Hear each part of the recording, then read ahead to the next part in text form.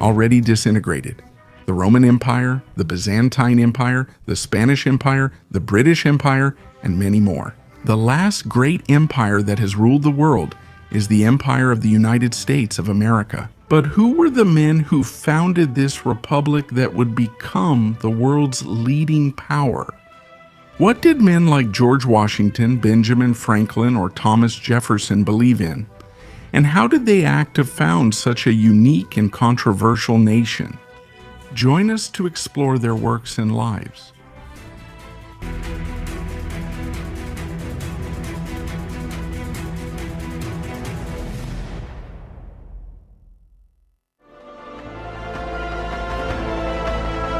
Benjamin was born in Boston, the capital of the English colony of Massachusetts, on January 17, 1706. He was the son of a candle and soap maker who married twice and fathered 17 children throughout his life. His maternal grandparents, Presbyterian Christians, had emigrated from Great Britain decades earlier to escape King Charles I's persecution of dissenting Protestants. This isn't a minor detail, as Franklin would be raised in the tradition. Regarding his formal education, this was abruptly interrupted at the age of 10 when the family's precarious situation forced his father to take him out of school. To involve him in candle making, Benjamin still received some lessons from a private tutor in the following years. It is here that his curiosity would begin to awaken explosively, covering a wide range of areas. In his autobiography, he said he dreamed of being a sailor and traveling the ocean as a child. He was already known for loving swimming and even invented his first pair of diving fins. Of course, it was something rudimentary with boards tied to his feet and hands, but it showed his great ingenuity. That skill led him to work at his brother's printing shop at age 12, where he started learning the trade he would use for life. His time in the printing shop led to his entry into publishing, where he quickly found success. His brother founded a newspaper in Boston, the fourth ever in the colonies. And the young Franklin, at 15 years old, wanted to contribute a column that was not accepted. This motivated him to write under a pseudonym. With it, he managed to publish at least 14 essays on various topics such as marriage, religion, fashion, and rights, gaining great popularity among the readers. At that time, he was already impressing people with some of his ideas. However, it also caused some disagreements with his brother. He left the printing house in 1723, moving first to New York and then to Philadelphia at just 17 years old. At that time, Philadelphia was a city that was not even 50 years old, and it stood as a symbol of the peace promoted by the Quaker communities. In the Pennsylvania colony, were these other communities also Protestant Christians? Arriving without money, he quickly found work at a print shop as a printer and stayed there for 2 years. During that time, he met a young woman named Deborah Reed, whom he courted diligently until he proposed the idea of marriage to her. Even though he ultimately did not leave Philadelphia, Franklin crossed the Atlantic Ocean for the first time and arrived in London, where he sought to perfect his craft as a writer. He remained there 2 more years. Philadelphia in 1727 to take advantage of the opportunities he had seen in business. So at the age of 21, he was already established as a printer and editor in Pennsylvania and set up a printing press.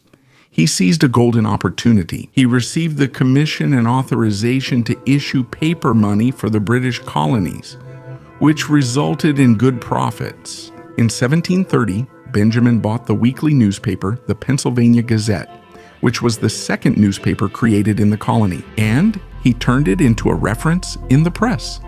For 18 years, he had resumed his relationship with Deborah Reed, who had married another man during his absence but later separated without divorcing. That year, Franklin's first son was born to another woman whose identity remains unknown. It is only known that the boy was raised by Benjamin and Deborah, who by 1730 finally decided to get married. Finally, Since her status was still that of a married woman, the couple could only hold a private ceremony to formalize their marital relationship without it being officially recorded. 2 years later, they conceived their first biological child. This event coincided with the beginning of Franklin's greatest literary adventure, the creation of Poor Richard's Almanac in 1732. It was a yearbook featuring astronomy, culture, curiosities, hobbies, medical advice, the Christian calendar of saints, and more. This yearbook ushered in a period of prosperity for his printing press and became the second most well-known publication in the colonies, only behind the Bible. Franklin wrote, edited, and directed the almanac, but credited all the work to the fictional Richard Saunders. Still, he shared key insights into his thoughts, principles, and why he rejected writing. He read a lot, and that was how he fed his diverse interests in science, philosophy, politics, and religion. By the way, another remarkable use he gave to his printing press during this decade was the promotion of Freemasonry, becoming the first colonist. He published a Masonic book, none other than the famous Anderson's Constitutions, a publication of no small importance for Anglo-Saxon Freemasonry from the 18th century onward.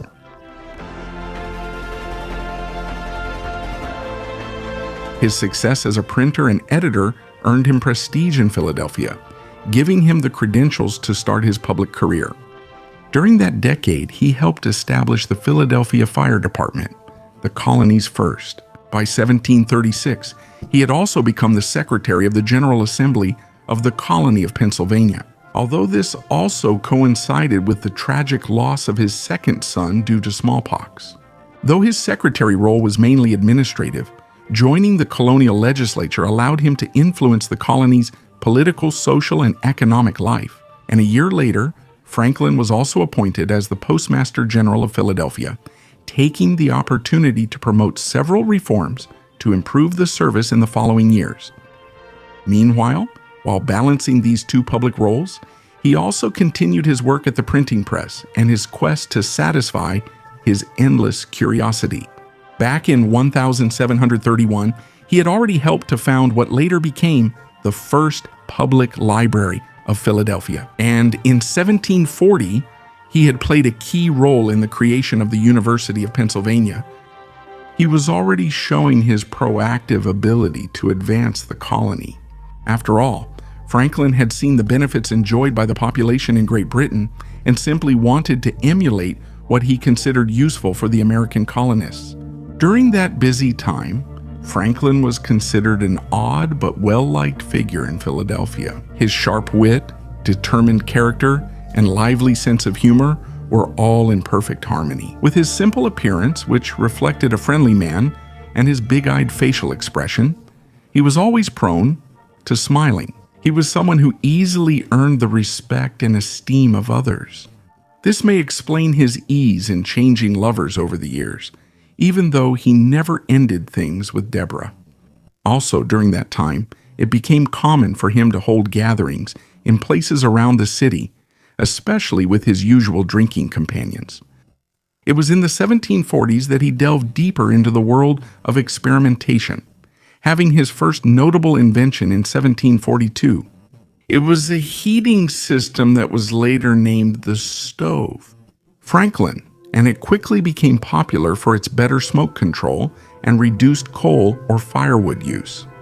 Franklin continued with his interest in promoting knowledge, and in 1743, when his other daughter was born, he helped to found the Philosophical Society, which would later become the American Philosophical Society. All of this while he was participating in the colonial legislature and at the same time working in his position at the post office. By decade's end, he gained more notoriety, mainly for supporting health and educational causes.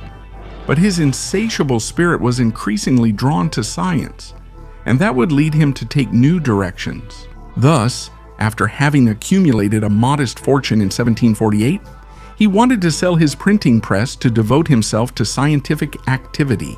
At that point, he began his most prolific work focusing on electrical phenomena and their potential domestic uses. He even proposed now common terms like battery, conductor, charge, negative pole, and positive pole. And he also began a more risky investigation into the phenomena that are now known as tornadoes. But along the way, tensions between settlers and Native Americans grew more frequent, and that forced him to get involved in several commissions to negotiate an end to the rebellions and skirmishes. Perhaps this motivated him to take a more active role in the colonial assembly, becoming a full member as early as 1751. After ending his long tenure as secretary, he also helped establish Pennsylvania Hospital that year, one of the first in the colonies. Likewise, the ideas of independence were already starting to gain strength among the leadership circles. Now, in Benjamin's rising career, his most famous milestone would come in 1752 for scientific reasons. That year, he managed to create a flexible urinary catheter after witnessing firsthand the kidney stone problems that one of his brothers had suffered. It was also when he conducted his most famous experiment, the kite experiment. He was in France for a short period and wanted to take advantage of a stormy cloudiness to understand the connection between clouds, lightning, and the fire caused by them. He flew a silk kite with a metal wire, hypothesizing, later proven, that clouds held an electric charge attracted to the kite by the metal. This experiment led him to invent the lightning rod in 1700, when he deduced that an iron rod placed at a high point would attract the electric charge from a storm and then diffuse it into the ground in a harmless way.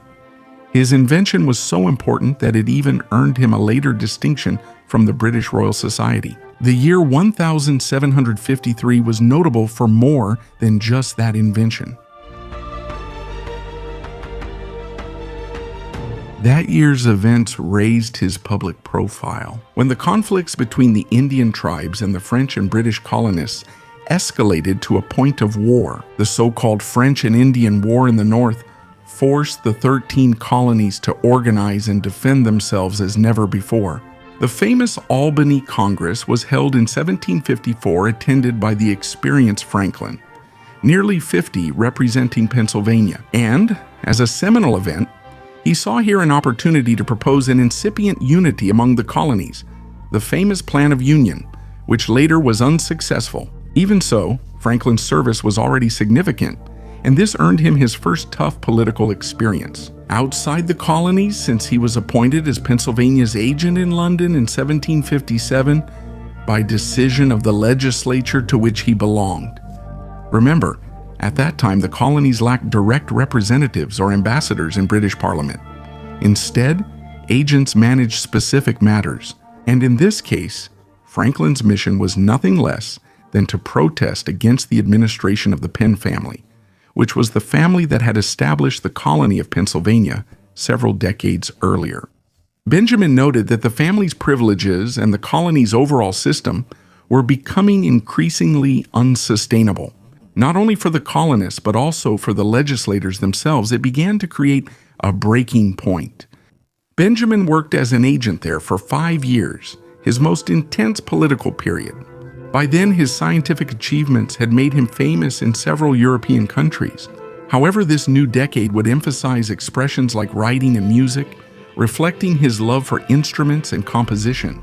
For example, in 1761, he created the glass harmonica, which consisted of a series of glass bowls joined together on a rod operated by foot. It is said that even composers like Mozart and Beethoven used it before it was lost over time, due to its lack of popularity. By 1762, Benjamin returned to Philadelphia, where he stayed for only a couple of years. The tax rigidity caused by the Sugar Act of 1764 earned him a new mission to London as Pennsylvania's agent.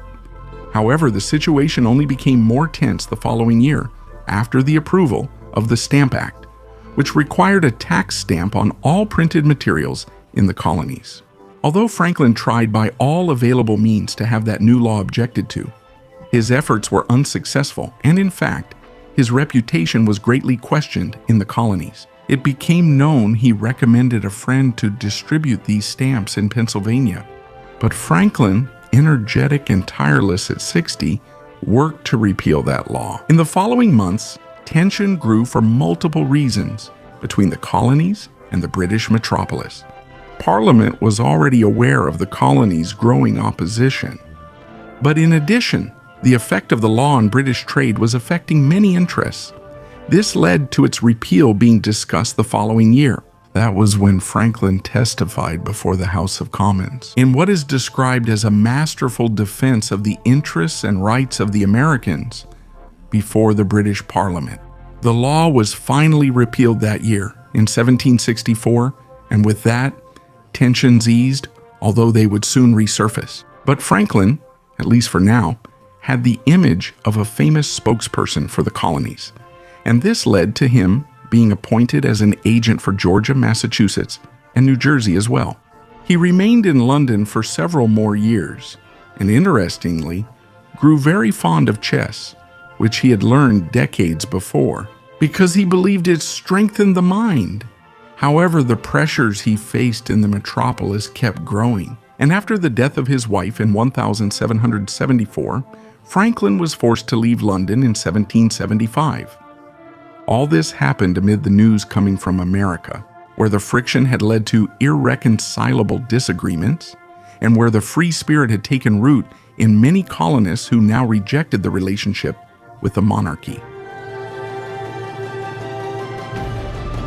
When Franklin returned, he was already visibly older. This was clear in official portraits. A man with long gray hair, a round belly, and distinctive spectacles on his nose.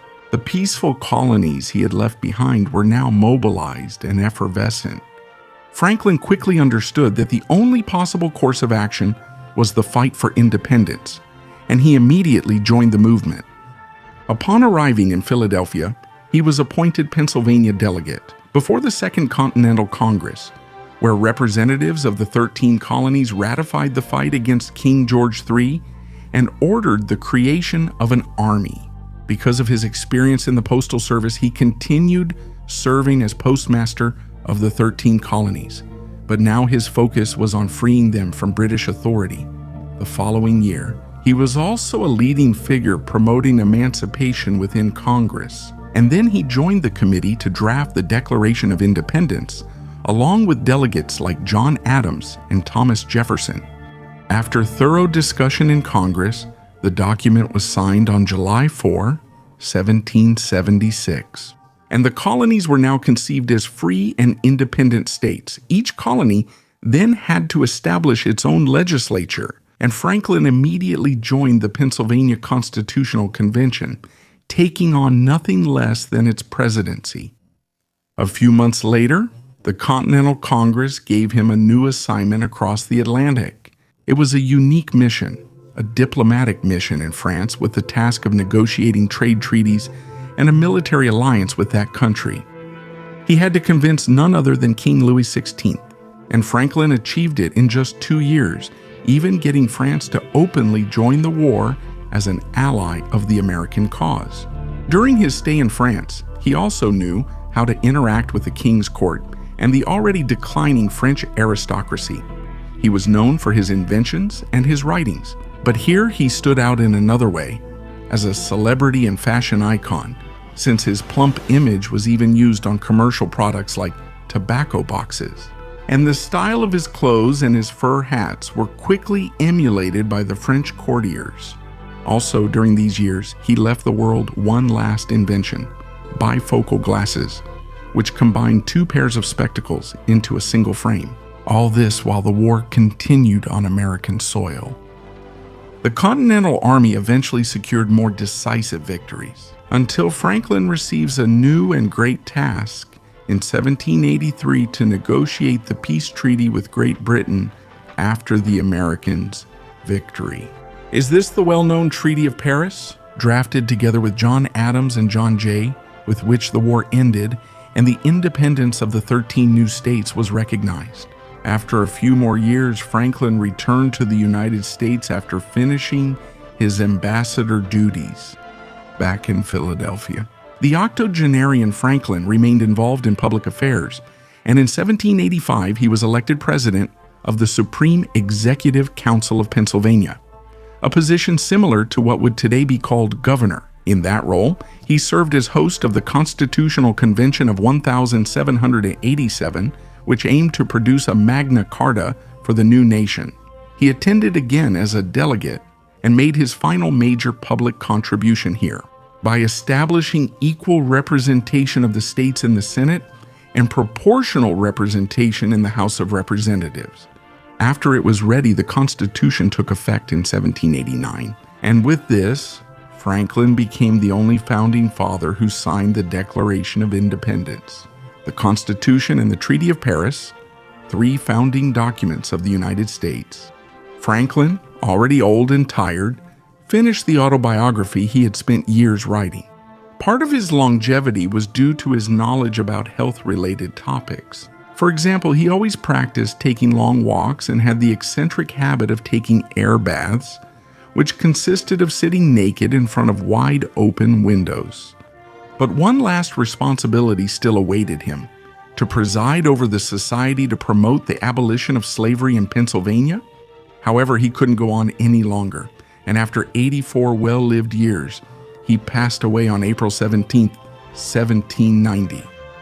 That was the life of Benjamin Franklin, a man ahead of his time with a creative genius that allowed him to find practical solutions to several problems of his era. A man of many facets, simple despite his great intellect, always with a strong vocation for serving others. Even though he did not have a formal education, he showed that nothing could stop him from developing a wide range of interests, guided by his insatiable curiosity. But his greatest creation, his greatest legacy, was none other than the first Republican and federal state in the world, the United States of America. In short, he was the most charismatic and well-rounded founding father, a jack of all trades, and the most famous American of his time.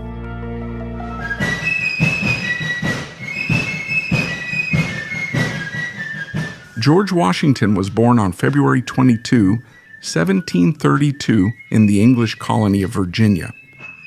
The Washington family had immigrated to Virginia from England in the 1650s and became one of the wealthiest families in the country.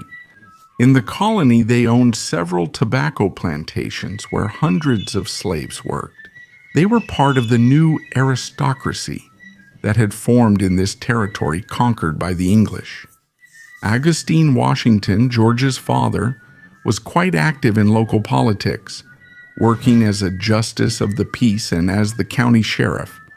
But Augustine died suddenly when George was only 11 years old, and a large part of the Washington estate came to be managed by George's older brother named Lawrence, whom George idolized as a brother. The young George was entertained as an agricultural technician and also showed his talent as a map maker and as a draftsman. But the teenage George was not satisfied with such a quiet profession and longed for adventure. And his adventure came unexpectedly when his brother Lawrence died of tuberculosis in 1752, which made George the heir of the prominent family, Washington.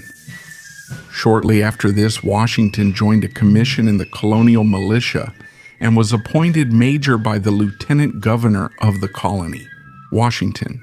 He joined the British Army at a very dangerous time, since on the frontier to the west of the already established British colonies, the River Valley, Ohio was being disputed by both Great Britain and France, and both were building forts in strategic locations to strengthen their control over the territory. In this way, Washington was appointed as the lieutenant colonel of the Virginia Regiment, the first professional colonial military unit, and he was ordered to march to the forks of the Ohio to oppose the French movement that took place in 1754 on the way to Ohio. The commander of the regiment broke his neck falling from his horse and died shortly after the incident, so the leadership passed into the hands of a notary, George Washington.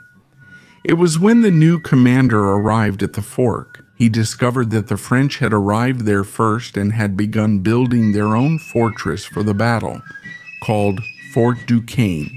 Washington withdrew to consider his next move, and in the process, he was joined by a friend he had met a year earlier, a member of the Mingo tribe named Jefferson. He informed Washington about a group of around 35 French soldiers approaching his position and suggested an imminent attack. In time, the two groups did indeed clash, and what happened next has been a subject of controversy. What is known for certain is that by the end of the confrontation, almost the entire French detachment was dead, including its commander. The French later claimed that they were there on a completely peaceful diplomatic mission, which was massacred, while Washington believed that the French were there to expand their forces and attack. The truth is that this battle turned out to be one of the triggers of an international war between Great Britain and France, known as the 7 Years' War. After this episode, the commander of the French garrison at Fort Duquesne led 600 soldiers and attacked Washington on July 3rd. The undisciplined Virginians fled under French fire. The French offered Washington that he could return to Virginia with his troops unharmed if he surrendered. He felt he had no choice and left, thinking it was his disgrace and the end of his military career. Surprisingly, the House in Virginia blamed the defeat on factors other than Washington. The following year, the British sent a force of 2,000 soldiers under the command of General Edward Braddock in order to retake Fort Duquesne. Washington guided them because he already had experience in this area and territory, but this battle was another disaster. On July 9, 1755, 2/3 of the British soldiers were killed or wounded. Washington gained some reputation during the battle for forming a rear guard to prevent the retreat of the troops from turning into an even greater massacre. Washington served in the colonial militia until 1758, when he resigned in disgust after being rejected in his attempt to secure a royal commission in the British Army. The British commanders dismissed Washington and other colonial leaders because to them they were novices and simpletons. This judgment by the British would come back to haunt them. Later, in 1759, Washington married Martha Custis, a wealthy young widow who owned one of the largest plantations in Virginia. This, combined with his own possessions, made Washington the richest man in the colonies. He was happy raising his stepchildren, Jack and Patsy Custis, but he never had children of his own with Martha, even though they were married for more than 40 years. Some believe the smallpox he caught as a young man may have left him sterile.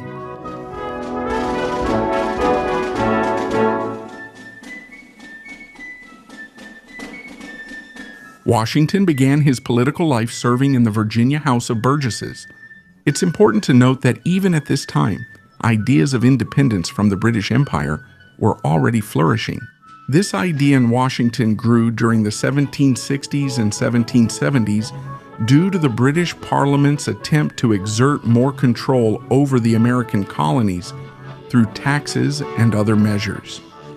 Washington, like many others, believed that this was an act of tyranny because Americans did not have enough representation in the British government, a government that created the laws to which they were subject, despite not having enough representation. According to them, the growing tension eventually turned into open conflict in Boston, where British troops under the command of General Thomas Gage were trying to subdue an increasingly rebellious colonial population, more and more in protest and won over to the feelings of independence. On April 19th, the British and the colonial militia had their first confrontation, which would formally begin the American War of Independence. The delegates from the 13 colonies, increasingly in favor of independence, met at the Second Continental Congress in Philadelphia. In 1775, a convention in which Washington represented Virginia. This is the convention that, a year later, would adopt the Declaration of Independence of the United States. On June 14, 1775 Congress created a continental army to work for the common defense of the colonies. And When the discussions began about who would command this new army, they immediately thought of Washington. Being the most famous soldier in the colony due to his more than 20 years of service in the war, he became the perfect candidate, unanimously elected to lead the new army. On June 19, Washington received his commission and left for Boston 3 days later. When he arrived there, he discovered that his army was actually an improvised group of united militias without any real effective organization. The British, for their part, had withdrawn to the city, and the Patriots, as they began to call themselves. The supporters of independence blocked the land routes to the city and laid siege to it. While holding the British in Boston, Washington immediately turned the militia into a more capable army. In October, King George III of Great Britain replaced General Gage with the new commander, William Howe. Finally, in March 1776, the Patriot Army managed to place cannons on a high strategic site and began to bombard the positions of the British who were in Boston. This forced Howe to retreat to Halifax by sea, and thus the Americans won their first victory. Washington was not going to relax after that. However, a few weeks later, he moved his army south, specifically to the city of New York.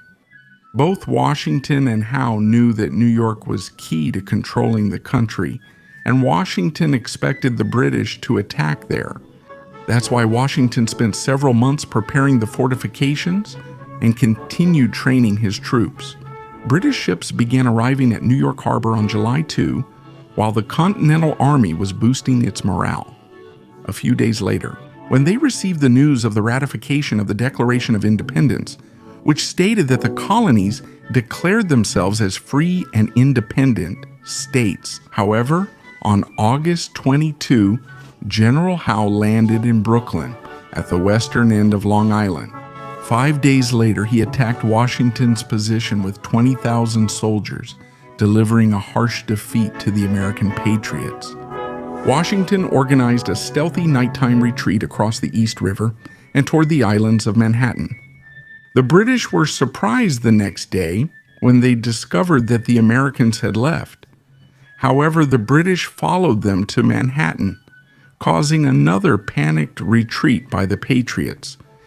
Washington was furious at the cowardice of his men and wanted to stay and fight, but an aide had to take the general's horse by the reins and lead him away when he was about to be attacked by the British. New York fell shortly after and was recaptured and occupied by the British for the rest of the war. The Continental Army was pushed back into New Jersey and Pennsylvania as winter set in, and Howe stopped the pursuit, because in the 18th century, armies normally didn't fight in winter. So Howe returned to New York to wait for the spring thaw. Meanwhile, Washington knew he had to do something. Morale was at its lowest point, desertions were increasing, and if he didn't act quickly, his entire army would dissolve. By mid-1776, Washington had already developed an effective spy network, and he received information that a garrison of 1,500 German mercenaries was in winter quarters near Trenton, New Jersey. The Germans were not expecting an attack, and that was exactly what Washington planned to take advantage of. He also hoped that a victory would boost morale, encourage the Patriots, and lead to an increase in volunteers for the army. On Christmas night, Washington stealthily led his army to the nighttime crossing of the Delaware River into New Jersey, a remarkable military feat. And on the morning of December 26, the Continental Army took the mercenaries by surprise and captured 800 of them. They also took tons of supplies and weapons to equip their army. A few days after the battle, the British attacked Washington's position in Trenton, but they were repelled in another of Washington's great military maneuvers. The maneuver consisted of surrounding the British army and attacking the garrison in Princeton, thus achieving the third defeat of the British in just 10 days. The British retreated to southern New Jersey, and Washington finally went to the winter quarters in Morristown. This impressive series of victories saved Washington's army, but the war was far from over. The British plan for the war in 1777 was more complex than the previous year. An invasion led by General John Burgoyne, known as Gentleman Johnny for his elaborate uniforms and luxurious lifestyle. They advanced south from Quebec to take Albany, New York. The goal was to isolate New England, which had the highest concentration of patriots. British General Howe was supposed to send troops from New York to support General Burgoyne, but for reasons that are still not very clear today, he simply didn't do it. You can see supposed personal rivalries among the high-ranking British commanders as the reason why reinforcements weren't sent. In the summer of 1777, the British left New York to conquer Philadelphia, where they met the Continental Army again and defeated Washington at the Battle of Brandywine. In September, British troops entered Philadelphia, the Patriots' headquarters, and the Continental Congress fled to York, Pennsylvania. But the real action was north of New York, where, without realizing it, Sir Johnny had led his men straight into a trap. Burgoyne was quickly surrounded by Continental troops led by Horatio Gates, and since the long-awaited reinforcements from Howe never arrived, he was defeated by the Americans at the Battle of Saratoga in September and October. So on October 17, he was forced to surrender and hand over his army. Burgoyne's surrender was a major shock to the whole world.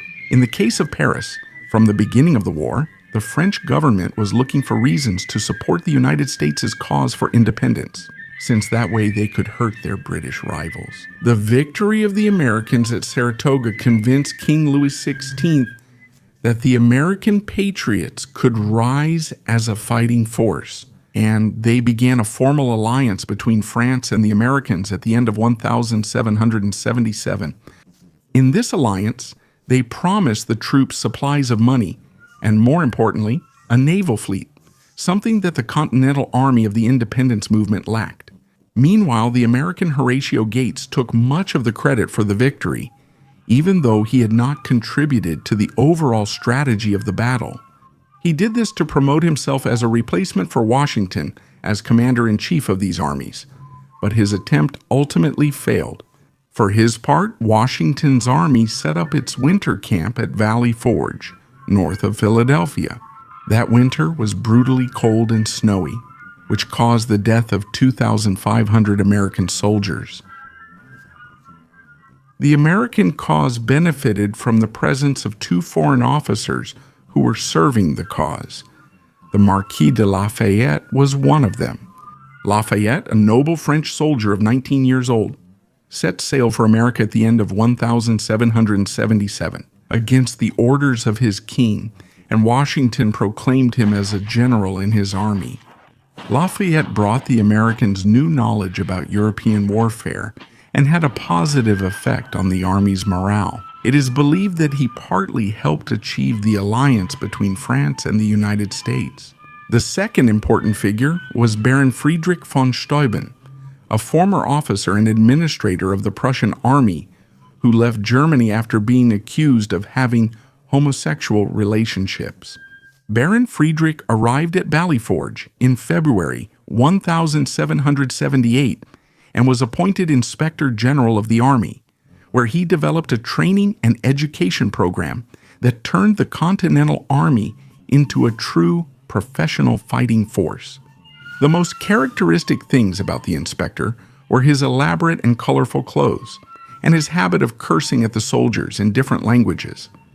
As for the British general, Howe, facing the consequences of the 1777 campaign, he left resigned and was replaced by Henry Clinton. Clinton left Philadelphia for New York, pursued by Washington.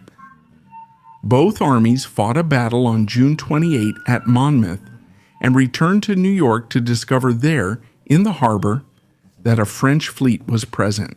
The French had declared war on Great Britain, and what, until then, had been a regional civil conflict became a continental conflict. This war now involved several European powers. The British were now sending fewer reinforcements to their armies in North America because they were more concerned about protecting their Caribbean possessions. The focus of the war shifted to the south after the British captured the city of Charleston in North Carolina. In early 1780, an army under the command of Lord Cornwallis defeated Horatio Gates at the Battle of Camden. This ended Gates's military career, and he was replaced by General Nathanael Greene, who used the tactic of attack and retreat against Cornwallis's army, which delayed their advance north into Virginia.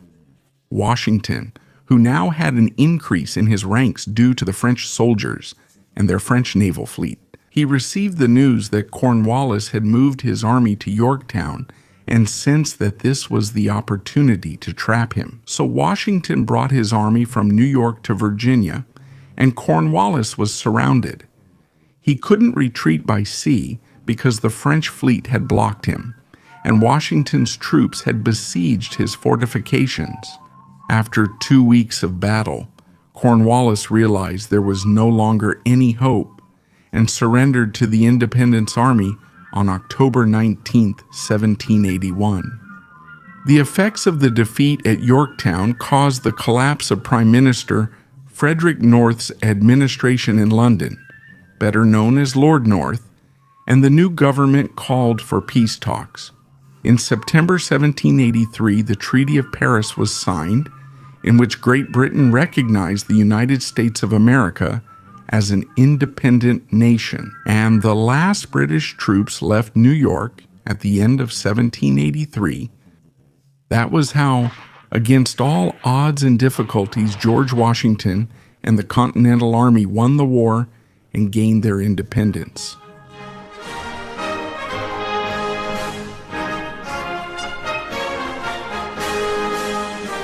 Now, Washington was a national hero, and several members of Congress made a proposal to offer him the title of king, but Washington refused. At that moment, as the head of the army, he could have easily taken power, but he refused to establish a new monarchy. So in December 1783, Washington voluntarily resigned as commander-in-chief and retired to his lands in Mount Vernon. But this retirement didn't last long, since the laws of the Confederation that governed the nation quickly proved to be inadequate, and that a national constitution was needed to establish the new independent government of the United States. So they called Washington out of his retirement to serve as president of the Constitutional Convention of 1787 in Philadelphia. There, he oversaw the creation of a document that, more than 200 years later, still serves as the founding charter of American law and as a model of a Republican Constitution for many countries around the world. The first election for the presidency of the United States takes place in 1788, and Washington was elected as the first president of the nation, assuming this historic office in New York on April 19, 1789. As the first president, Washington set many of the precedents that still served the executive branch during his term. He established that he should be called Mr. President, instead of more elaborate titles like His Excellency or His Highness. He also set the stage for the famous inaugural address and the first presidential speech in Congress.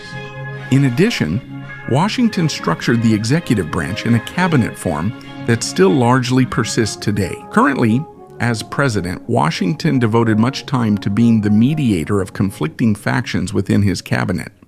And as president, he did not belong to any political party. In fact, he didn't even like the idea that these organizations existed, although the same could not be said for Alexander Hamilton, the Secretary of the Treasury, or Thomas Jefferson, the Secretary of State. Hamilton believed that the nation's future lay in a strong federal government, a national banking system, and trade between cities. So he dedicated himself to forming the Federalist Party to advance this project. For his part, Jefferson preferred a decentralized government, controlled by each state, and an economy focused on agricultural activity. For his part, Jefferson was not very fond of the growing prominence of banks, so he formed the Democratic-Republican Party to advance this project. They were rivals, and cabinet meetings often ended in shouting matches, with Washington having to step in to maintain order. Washington favored Hamilton's vision and spent most of his first term solving economic problems. By 1792, Washington was already exhausted from years of military campaigns and politics. He showed no interest in running for a second term. However, all parties begged him to run, and he was unanimously reelected. In 1796, he flatly refused to run for a third term and decided to retire. This set another precedent for the Republican tradition of that country, until Franklin Roosevelt in 1940 and after Roosevelt died. After his fourth term, no other president served more than 2 terms in the country's history. Eventually, Congress passed an amendment that set the limit at only 2 terms in federal law. So Washington retired once again to his lands in Mount Vernon, seeking a quieter life. In 1796, John Adams was elected vice president, and during this time, relations with France deteriorated severely, especially as a result of the French Revolution. These were turbulent times, and it seemed that a war was approaching.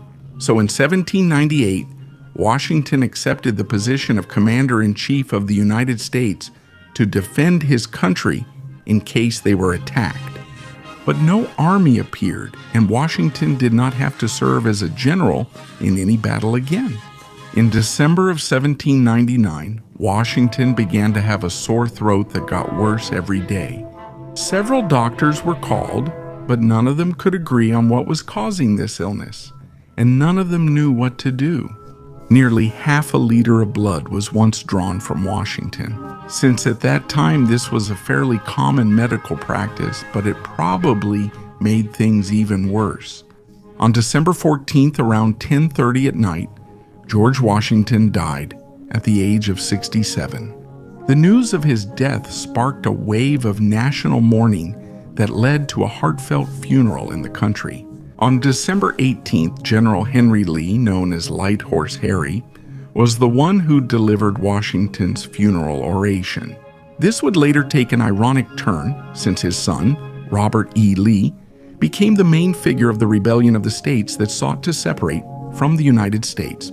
In the nation that George Washington played a key role in founding, by the time of his death, Washington owned more than 300 slaves. This was an essential element in the creation of his family's wealth. However, ideas against slavery were spreading, and as he grew older, he felt increasingly uncomfortable with this situation. In his will, Washington ordered that half of his slaves be freed after his death, and the rest be freed after the death of his wife. Martha died in 1802 at the age of 70. George and Martha Washington were buried in a tomb at Mount Vernon, where they still remain, despite the United States government's attempt to move them to another tomb. In Washington, District of Columbia, the new capital that bears the name of the nation's first president, after his death, commemorative monuments were erected in his honor. The Washington Monument, which is 555 feet tall, was completed in 1888, and because of a federal law passed in 1910 to limit the height of buildings. In Washington, District of Columbia, that monument is the tallest building in the city, and it will probably remain so in the future. Washington's military and political career marked the birth of the United States. He quickly became a national myth, the person every American aspired to become. With his strengths and mistakes, he entered the category of men who managed to shape the history of a people. As a human being, Washington was a more complicated figure. As a public man, Washington is the father of the American nation. Maybe Light Horse? Harry Lee understood him better when he described him as first in war, first in peace, and first in the hearts of his countrymen.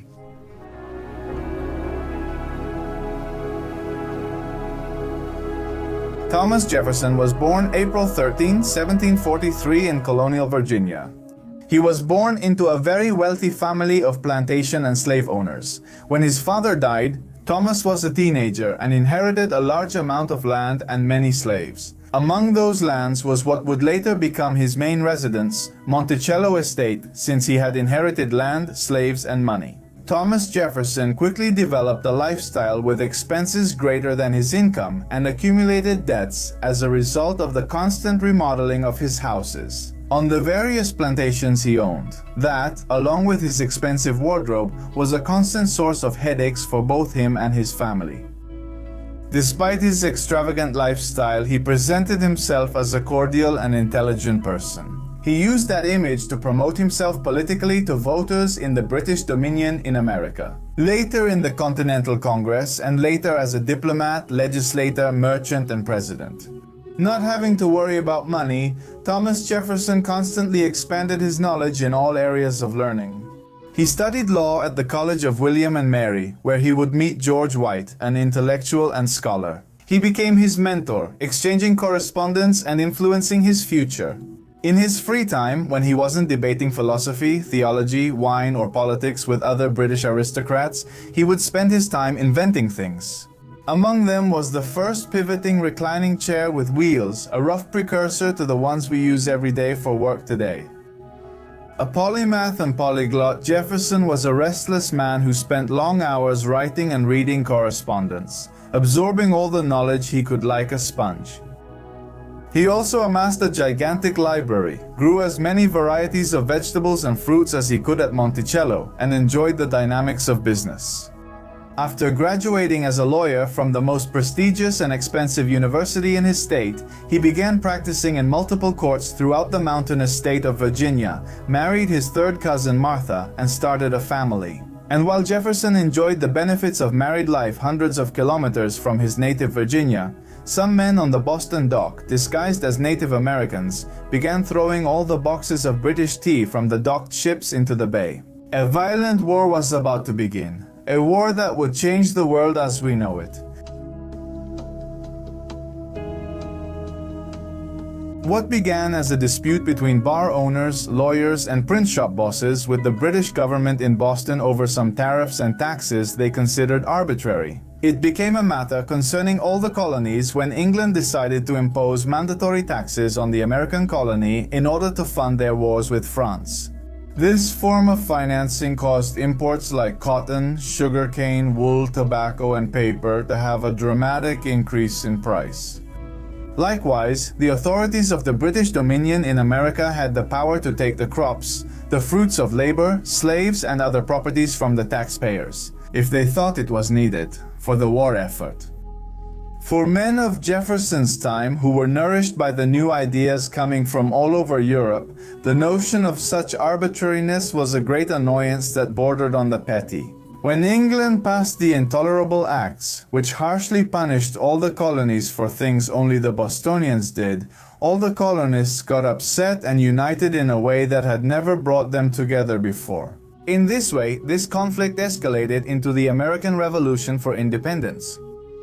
Jefferson joined this cause by writing a series of pamphlets explaining that the British colonists were loyal to the king and not to Parliament. At first, the colonists felt that the king was being poorly advised, but as repression increased, that opinion quickly changed. With the Second Continental Congress. The Continental Congresses began as a series of forums where landowners and leaders from the 13 colonies discussed what should be done about Britain's excesses. Figures like John Adams, Benjamin Franklin, and George Washington attended these meetings from the start. Thomas Jefferson, for his part, would join later, participating in the Second Continental Congress, while John Adams was the one leading the independence movement in the Continental Congress, already meeting in Philadelphia. In the hallways, people were saying that it was necessary to write a Declaration of Independence in case the majority decided to take that big step. So John Adams and Benjamin Franklin were given the task by that group to write that document.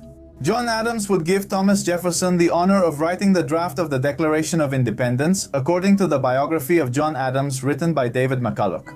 he gave Jefferson three main reasons to write the draft. The first is that Jefferson, as a Virginian, had the right to be among the first to take an interest in that matter. Second, Adams was viewed as abrasive, suspicious, and unpopular, unlike Jefferson, who Adams saw as the opposite. Lastly, Adams said Jefferson was a better writer than him. Adams's flattering bet was based on the idea that Jefferson, being a prominent Virginian, would bring the rest of his territory's leadership into the independence movement. Jefferson spent the next 17 days finally writing a draft, which would later be edited by others and become the fundamental text that governs the United States. After writing the Declaration of Independence and leading in the Revolutionary War, Jefferson briefly served as Virginia's governor before armed British troops ousted him from power. He was re-elected to the Continental Congress, and he developed the process by which all future states would be created from federal territories belonging to the government.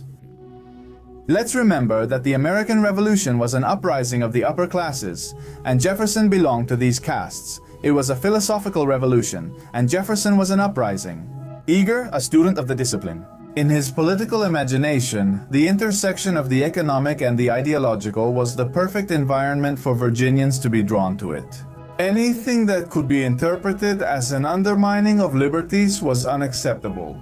Taxes, the presence of British troops, trade tariffs, the disposition of territories west of the colonies, and relations with native tribes. All of this was seen as factors of critical power, keys that London could take advantage of and that Jefferson thought were prerogatives of the Americans. In 1784, the Continental Congress decided to send Thomas Jefferson to France as part of a diplomatic mission made up of Benjamin Franklin and John Adams, who had negotiated the end of the Revolutionary War. Franklin, already at an advanced age, would die only 6 years later, and John Adams was later sent to England. So Jefferson practically became the ambassador of the United States in France. As a diplomat in that country, Jefferson didn't achieve much for the United States, but he did achieve a lot for himself. He built relationships with smugglers, aristocrats, and wine and liquor dealers, valuable business connections that benefited him throughout his life. He couldn't have made those connections without holding public office. Meanwhile, Jefferson handled personal business in Paris using diplomatic credentials. The United States was mired in debt, being a new nation, and moreover, few countries wanted to establish trade relations with them. And while the different states of the Union were settling internal political matters, the government still hadn't been able to organize a cohesive foreign policy, thanks to the vagueness of the founding documents that governed the legal framework of that nascent republic. So each state of the Union tried to do business with different countries independently and without any kind of supervision from the executive. At that time, each state of the United States competed with one another for resources, recognition, and trade. There was no kind of governmental cohesion, so Jefferson, lacking any directives from the government, devoted himself to mingling with the aristocracy of the French Revolution. He was a close friend of the Marquis de Lafayette, an aristocrat and French nobleman who left his land, wife, and children to go fight in the Revolutionary War in America, and returned to his homeland victorious and very wealthy. A small detail would emerge from that friendship. Jefferson helped Lafayette with a draft of what would later become the Universal Declaration of the Rights of Man. Jefferson couldn't believe that after France's revolutionary period, it would all end with the horror of the guillotine. During the Reign of Terror, he was horrified when his friend Lafayette was thrown into a dungeon. Thomas Jefferson lived in a luxurious house on the Champs-Élysées, called the Hotel Languillac, which he rented from the Duke of Orleans, cousin of Louis XVI. Once there, he brought his daughter, whom he would enroll in the prestigious convent school of the Abbey of Pantemonte. There, his daughter would share classrooms. For example, with Josephine de Beauharnais, the future lover, wife, and empress of none other than Napoleon Bonaparte. At the Languillac Hotel, he paid his slave James Hemmings to study cooking, later hiring him as Monticello's head chef. And Sally Hemings, a slave girl who was the half-sister of Jefferson's wife. Yes, in other words, Jefferson's father-in-law had a relationship outside his marriage with a slave. As a result of that relationship, Sally was born, and she was kept in slavery serving his wife Martha until her death. She then became Thomas Jefferson's property, and he began a sexual relationship with her. Jefferson, 30 years her senior, impregnated her 5 times. In fact, out of the 600 slaves that Jefferson had throughout his life, he only granted freedom to 5, and all of them were Sally's children. After returning from France in 1789 for what he expected to be a short vacation, Jefferson found that George Washington had been elected president, and Washington asked Jefferson to be the country's first Secretary of State. This was the opportunity Jefferson had been waiting for, to stop just serving his country and start shaping it. He began his nationalist political career there, and after being disappointed by rivalries, he founded his own movement and party. However, once inside Washington's cabinet, Jefferson was basically sidelined and ignored. He was the lone voice of the opposition, and since he wasn't a good speaker, he focused on the work of a political operator. He also encountered his nemesis, Alexander Hamilton, in the cabinet. He would defeat him in several political battles, such as the founding of a national bank, staying neutral in the French Revolutionary War, and the issuance of debt bonds. Jefferson's only cabinet victory over Hamilton was choosing the nation's capital location. They built what became Washington District of Columbia on a swamp at Virginia's border. The Jeffersonian Republicans were the opposing force to Hamilton's Federalists and sought alliances with James Madison, a congressman from Virginia, and the senator from the same state, James Monroe. The political machinery of the Jeffersonian Republicans founded newspapers to serve their cause, which they would later use to discredit their fiercest opponents. At one point, Jefferson hired journalists in the Department of State who would later use their salaries to finance anti-Federalist pamphlets. The construction of partisan press was common on both sides. Jefferson invested the most in cultivating a group of press flatterers to boost his public image.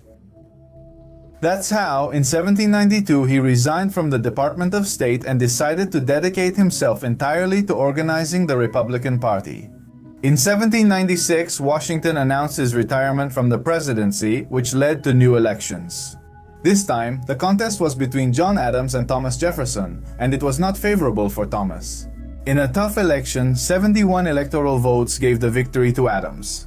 At that time, the system made the losing candidate take the vice presidency, so those 4 years as vice president were a game of shadows and silent conspiratorial opposition. One of Jefferson's most brilliant displays of political cunning. They arose in response to the package of Alien and Sedition Acts that Adams and the Congress of 1785 wanted to pass. These laws were arbitrary and an abuse of power, as they allowed the government to imprison journalists and anyone who wrote and published texts against the government administration. Jefferson and Madison got together to make an even more unconstitutional response because they were the masterminds behind the Kentucky and Virginia resolutions. These argued that the government did not have the authority to go above the laws of the states. Jefferson believed that a local law could nullify a federal law, although at the time those resolutions didn't make much noise. They would later bring them great political benefit. Then to the Virginian landowner. In 1800, Jefferson once again faced a rather tough electoral contest against John Adams. The Federalists accused the Republicans of being treasonous anarchists, while the Republicans said the Federalists were aristocratic monarchist bankers who sought to establish a civil kingdom. Jefferson beat Adams and fellow Republican Aaron Burr. This candidate came in second in a tie that had to be resolved by the House of Representatives, which was controlled by the Federalists. Alexander Hamilton, once Jefferson's enemy, urged them to vote for Jefferson, seeing Burr as the worse option.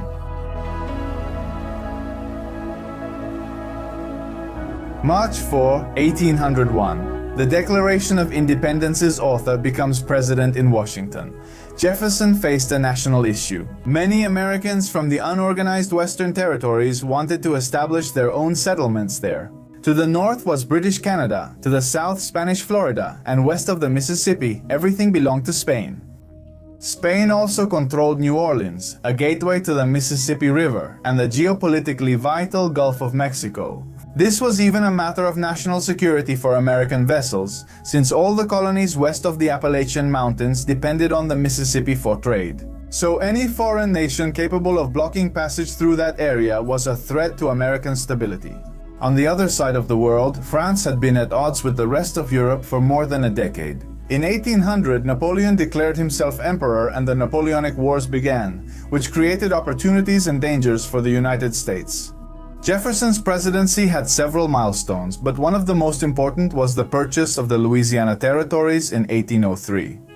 In 1800, Napoleon signed a secret treaty with Spain. The Iberians would keep some territories in Italy and France would keep Louisiana. That is, everything between the Mississippi, Texas, the Rockies, and Canada. That was French territory that Spain acquired as a result of the 7 Years' War. Napoleon saw the Louisiana territories as fertile ground for building his new empire and wanted to send troops to develop them. However, a series of storms delayed the departure of his troops, and then a slave revolt in Haiti diverted those troops to that country. So, in 1803, Napoleon needed money to finance his wars, so he decided to sell the Louisiana territory to the Americans. The Americans wanted to buy the territory in light of the opportunity, an offer of $15 million in exchange for more than 2 million square kilometers of land. That is, 3 cents for every 4,000 square meters. At that time, the United States government was selling land to its citizens to develop in the West at the price of $2 for every 4,000 square meters. The purchase in Paris was pure profit. Now that purchase was legal. Meanwhile, the Republican Party, like Thomas Jefferson, argued the presidency only had powers clearly stated in the Constitution. Thomas Jefferson ignored his own doctrine, and with the advice of James Madison, he sent James Monroe to France to negotiate. And a year later, the deal was complete. On December 20, 1803, Louisiana became part of the United States. No one at that time could have imagined the magnitude of the real estate transaction that the American government made at that moment. It was the largest peaceful land acquisition in history. The government would commission the famous explorers Lewis and Clark to conduct cartographic studies and determine where the flow of the Mississippi began. Did the Louisiana Purchase ensure his re-election? In terms of foreign policy, Jefferson fiercely defended the trade of the American Merchant Navy, which was being attacked by Muslim corsairs in the First Tripoli War. A military event in which, by Jefferson's order, the Marine Corps played a decisive role by securing the passage of American vessels through the Strait of Gibraltar and the African Mediterranean. From those events, together with those of the war with Mexico, would come the verse of the Marines' hymn, which goes like this.